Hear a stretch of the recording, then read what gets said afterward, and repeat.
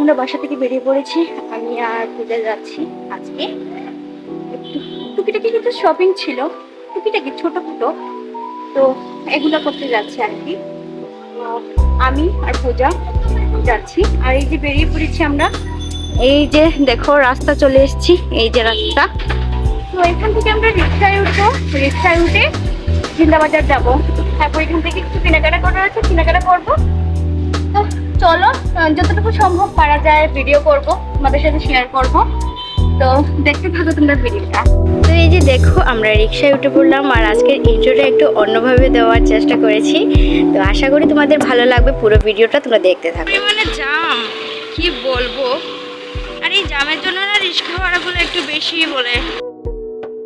তো প্রথমে চলে গেছিলাম গোছ কাপড় কিনতে মিতালি মেনশনে। এখানে অনেক ভালো ভালো গোছ কাপড় পাওয়া যায় সুন্দর সুন্দর রিজনেবল প্রাইসে।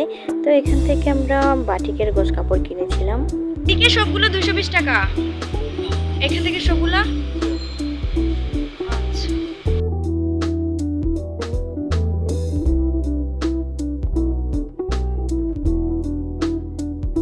কাপড় কিনে চলে গেছিলাম একটা ব্যাগের দোকানে। আসলে ব্যাগটাই নেওয়ার ছিল, ব্যাগের জন্যই আসা। এসে যে ব্যাগটার জন্য এসেছিলাম এটাই নেওয়া হয়নি, অন্য একটা ব্যাগ নিয়েছি।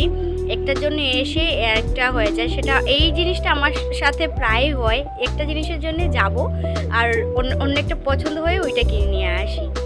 এই যে তারপর চলে গেছিলাম বাসার জন্য একটু স্ন্যাক্স নিতে। তারপর এই যে রিক্সায় উঠে পড়লাম।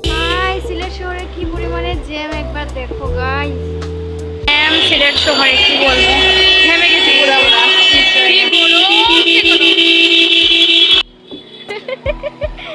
পূজা ড্রিঙ্কও আনতে গেছিল। আসলে অনেক গরম লাগছে, কি বলবো, শপিং করতে করতে। তো এই যে পূজা ড্রিঙ্কও নিয়ে আসলো। এবার আমরা খেতে খেতে যাবো বাড়িতে। খুব বেশি গরম লাগছে, টুকিটাকি শপিং করেছি, তারপরেও সন্ধ্যা হয়ে গেছে। আসলে কালেকশন খুবই কম মার্কেটগুলোতে, দোকানগুলোতে।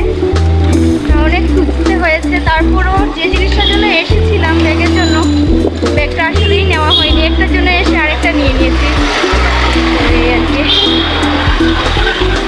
চলো এবার রিঙ্গোটা খাই, আর তোমরা ব্লগটা এখানেই আমি এন্ড করব। আর বাড়ি গিয়ে আর দেখাবো না, আর পরে একটা পার্টিকুলার একটা ভিডিও করব, কি কি কিনলাম তোমাদের সাথে শেয়ার করবো। Bye bye.